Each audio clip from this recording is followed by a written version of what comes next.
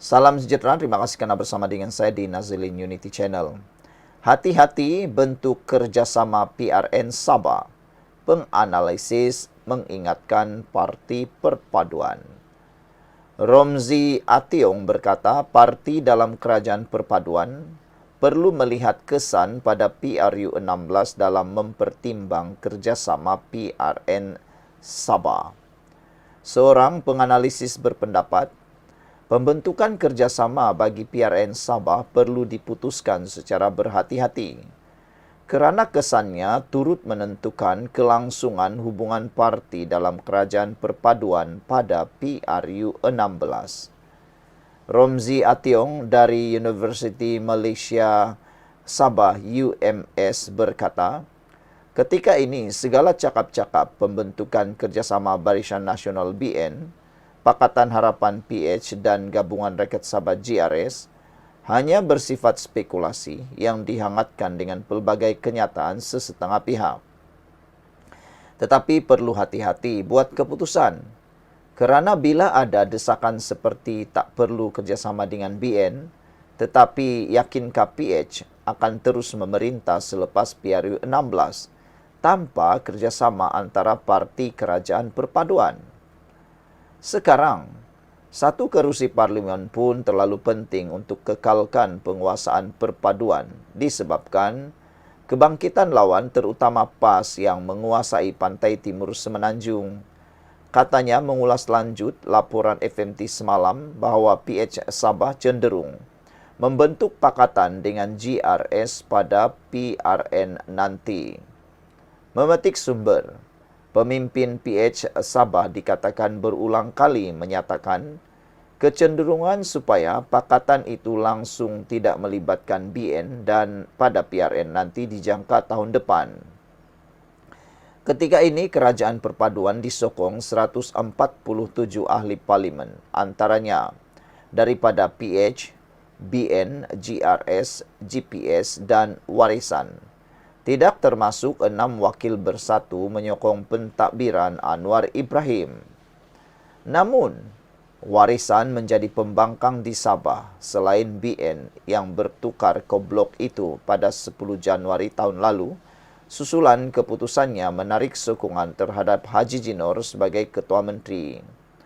Tempat Barisan Nasional di Sabah yang dipimpin Bung Mukhtar Radin diganti Pakatan Harapan dengan beberapa pemimpinnya dilantik sebagai menteri, termasuk ketuanya Christina Liu yang memegang portfolio pelancongan kebudayaan dan alam sekitar negeri.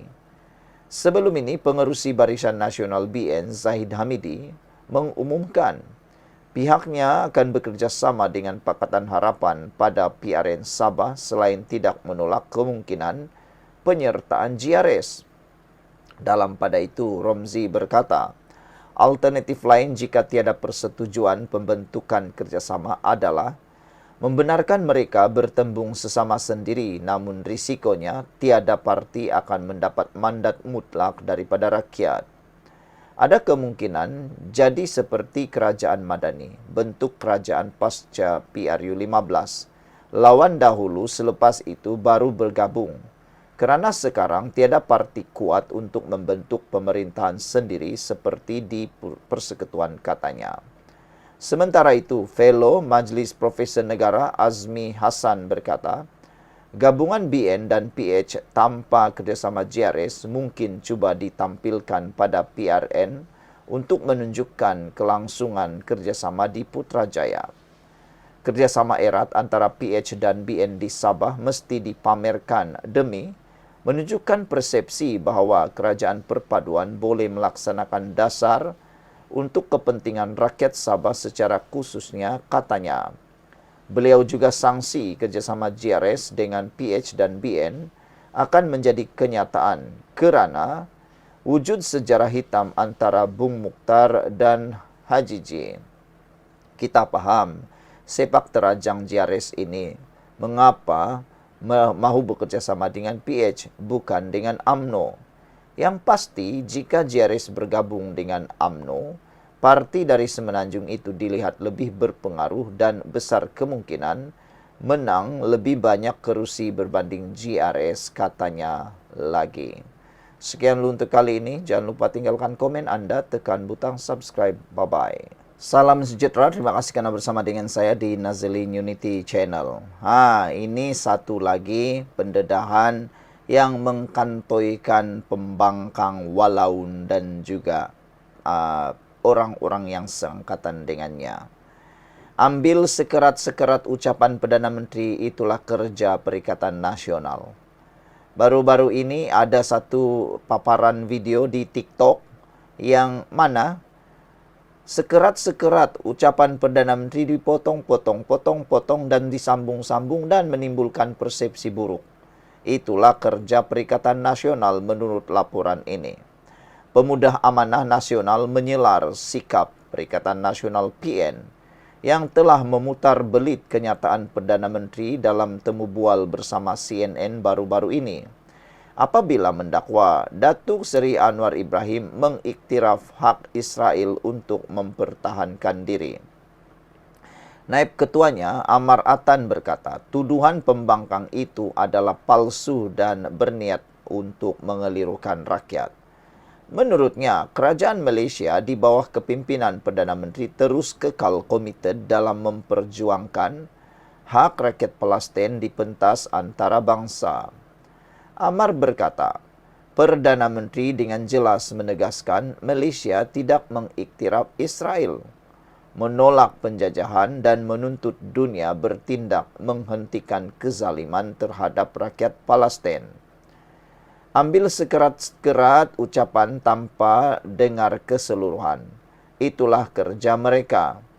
Tetapi dunia tahu siapa yang benar-benar bertindak untuk Palestin. Anwar Ibrahim dengan jelas menolak penjajahan Israel, menyeru tindakan tegas komuniti antarabangsa, dan terus memperjuangkan hak rakyat Palestin di setiap platform global. Adalah ironis apabila pembangkang kini cuba menonjolkan diri sebagai terpalinglah pula Palestin. Sedangkan ketika mereka berkuasa, tiada langkah konkret diambil untuk membantu rakyat Palestin, kata Amar menerusi kenyataan hari ini. Mengulas lanjut, beliau menegaskan bahawa manipulasi isu kekejaman rejim Israel hanya menunjukkan hipokrasi pihak yang menggunakan Palestin sebagai alat politik. Kerajaan hari ini bukan sekadar bercakap tetapi mengambil tindakan nyata dalam memperjuangkan hak rakyat Palestin, ujarnya lagi. Sehubungan itu, Amar berkata, Pemuda Amanah Nasional menyeru semua pihak, termasuk pembangkang, untuk menghentikan eksploitasi isu Palestin demi kepentingan politik sempit dan bersama menyokong usaha ke arah keadilan dan keamanan sejagat. Malaysia tetap berdiri teguh bersama rakyat Palestin. Keamanan hanya akan tercapai apabila keadilan ditegakkan, tambahnya lagi. Keganasan Israel di Gaza yang berterusan dan sudah melebihi setahun mengorbankan sekurang-kurangnya 43.736 rakyat Palestin. Seramai 103.370 orang pula cedera sejak 7 Oktober 2023. Menurut Pegawai Kesihatan Gaza, manakala ribuan lagi hilang dipercayai terkorban di bawah runtuhan bangunan. Saudara, dengan pendedahan hebat ini, yaitu ambil sekerat-kerat ucapan Perdana Menteri, itulah kerja PN. Tinggalkan komen Anda. Salam sejahtera, terima kasih karena bersama dengan saya di Nazilin Unity Channel. Saudara, ini pendedahan terkini, ulasan terkini berkaitan dengan skandal rasuah membabitkan Adun Sabah yang didakwa sedang tular. SPRM diminta siasat individu tularkan video skandal rasuah Adun Sabah. Dalam media sosial sekarang berlaku dua kem. Kem penyokong pemberi maklumat dan satu lagi kem yang ada dalam maklumat. Ada satu lagi camp pergaduhan di dalam media sosial melibatkan ada yang membantu pemberi, ada yang menyokong pemberi pemberi rasuah ditangkap terlebih dahulu. Ada juga camp yang mahu penerima rasuah ditangkap dahulu. Mana satu pilihan Anda? Sehingga ada teka-teki mula timbul semula. Mana yang lebih dahulu, ayam atau telur? Kamu tolong tulis dalam ruangan komen. Mana lebih dahulu, ayam atau telur? Kalau tiada ayam, tiada telur, kata mereka. Tapi kalau tiada telur, ada ayam. Dua-dua pun berdebatlah. Mana yang lebih besar dosanya, pemberi rasuah atau penerima rasuah? Tapi perdebatan mula menjadi besar, membengkak apabila ada yang kata, kalau tiada pemberi rasuah, tiada yang akan menerima rasuah. Tapi sebelah pihak pula kata, kalau tiada yang menerima rasuah, tiada yang sanggup memberi rasuah. Jadi itulah macam teka-teki tadi, mana lebih dahulu, ayam atau telur, telur atau ayam. Tapi ada juga sebahagian netizen menyatakan dua-dua pun salah. Pemberi rasuah pun salah, pun dosa. Penerima rasuah pun dosa. Tiada yang lebih besar, tiada yang lebih kecil. Sama-sama berdosa, kata mereka. Sama-sama haram. Penerima pun haram, pemberi pun haram. Tapi ada juga yang kata lagi besar kesannya kepada penerima. Sebab uang yang rasuah itu, yang haram itu, kalaulah diberi makan kepada anak-anak, kepada istri, kepada keluarga, kepada siapapun, ianya akan menjadi kutuk kepada orang yang memakan, katanya. Berbanding kepada pemberi, dia hanya beri dan dia tidak ada lagi terlibat apa-apa tentang uang itu, kata netizen. Tapi itu cadangan ataupun pendapat orang, apa pula pendapat kamu semua. Tapi jangan lupa, jawab teka-teki tadi. Mana lebih dahulu, ayam atau telur? Telur atau ayam? Mana lebih salah? Mana lebih berdosa? Pemberi rasuah atau penerima rasuah?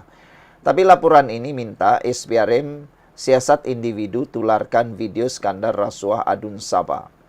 Ada netizen kata, kalau individu yang tularkan video ini sudah ditangkap, macam mana mau tahu sampai video-video seterusnya? Drama baru tengah jalan, belum lagi ke episode terakhir. Jadi ada netizen mengharap supaya individu yang menularkan video ini jangan dulu ditangkap cepat, supaya video-video dan audio-audio, bukti-bukti yang dia miliki boleh didedahkan sepenuhnya terlebih dahulu, kata netizen. Gerakan Kuasa Rakyat Malaysia G57 mahu Suruhanjaya Pencegahan Rasuah Malaysia melakukan siasatan terhadap individu menyebarkan berita di media sosial berhubung dakwaan skandal rasuah beberapa ahli Dewan Undangan Negeri Adun Sabah. Pengerusinya, Datuk Zulkarnain Mahdar berkata, beliau merasakan adalah menjadi satu kesalahan sekiranya seseorang individu itu mengetahui aktiviti amalan rasuah namun tidak melaporkannya kepada SPRM.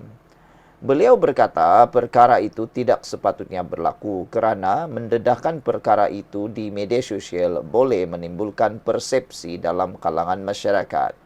Sepatutnya salurkan maklumat itu kepada SPRM dan biar agensi itu menyiasat. Dan jika benar, barulah boleh dikenakan tindakan, katanya ketika ditemui di luar bangunan SPRM di sini hari ini. Terdahulu, Kerajaan Sabah bersedia memberi kerjasama kepada mana-mana pihak khususnya SPRM untuk menyiasat susulan tular rakaman audio adun dikatakan membincangkan rasuah bernilai ratusan ribu ringgit.